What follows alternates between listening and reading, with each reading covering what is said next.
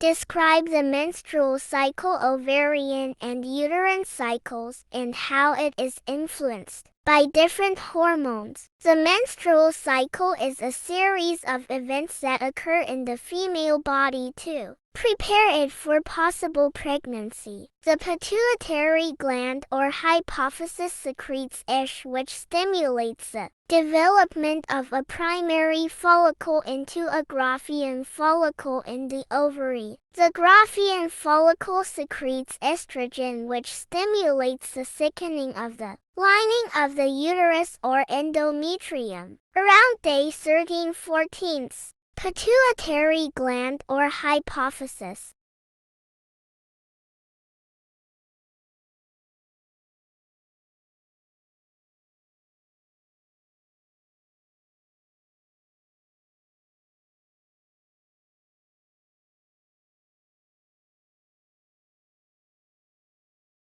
Mechanism.